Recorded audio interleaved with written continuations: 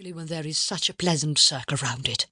I am quite benumbed, for the notch is just like the pipe of a great pair of bellows. It has blown a terrible blast in my face all the way from Bartlett."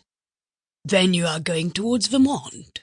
said the master of the house, as he helped to take a light knapsack off the young man's shoulders.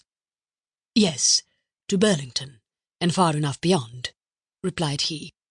"I meant to have been at Ethan Crawford's tonight, but a pedestrian lingers along such a road as this. It is no matter, for when I saw this good fire and all your cheerful faces, I felt as if you had kindled it on purpose for me, and were waiting my arrival. So I shall sit down among you and make myself at home."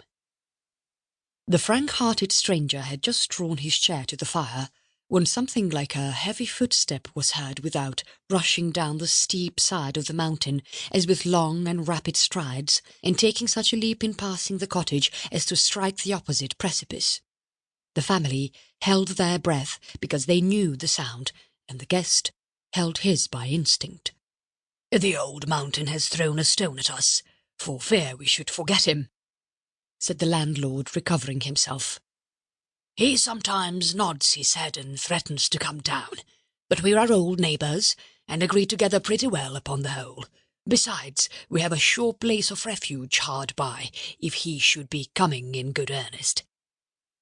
Let us now suppose the stranger to have finished his supper of bear's meat, and by his natural felicity of manner to have placed himself on a footing of kindness with the whole family, so that they talked as freely together as if he belonged to their mountain brood.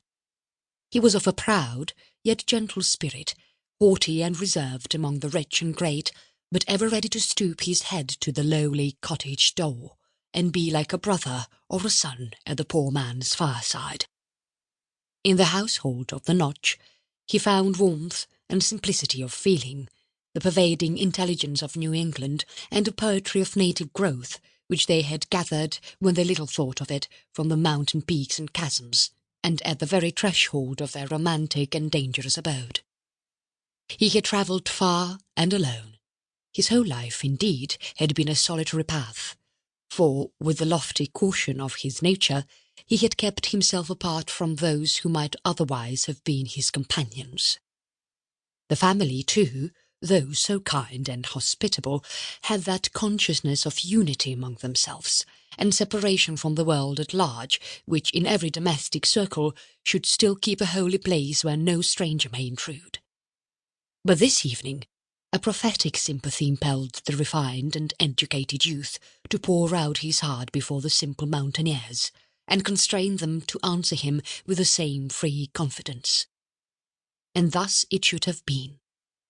Is not the kindred of a common fate a closer tie than that of birth? The secret of the young man's character was a high and abstracted ambition. He could have borne to live an undistinguished life, but not to be forgotten in the grave. Yearning desire had been transformed to hope, and hope, long cherished, had become like certainty, that obscurely, as he journeyed now, a glory was to beam on all his pathway, though not, perhaps, while he was treading it. But when posterity should gaze back into the gloom of what was now the present, they would trace the brightness of his footsteps, brightening as meaner glories faded, and confess that a gifted one had passed from his cradle to his tomb with none to recognize him. "As yet," cried the stranger, his cheek glowing and his eyes flashing with enthusiasm, "as yet I have done nothing. Were I to vanish from the earth tomorrow, none would know so much of me as you, that a nameless youth came up at nightfall from the valley of the Saco, and opened his heart to you in the evening, and passed through the Notch by sunrise, and was seen no more. Not a soul would ask, who was he? Whither did the wanderer go? But I cannot die till I have achieved my destiny. Then let death come. I shall have built my monument."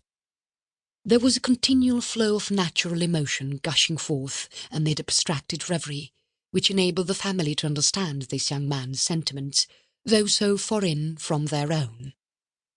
With quick sensibility of the ludicrous, he blushed at the ardour into which he had been betrayed. "You laugh at me," said he, taking the eldest daughter's hand and laughing himself.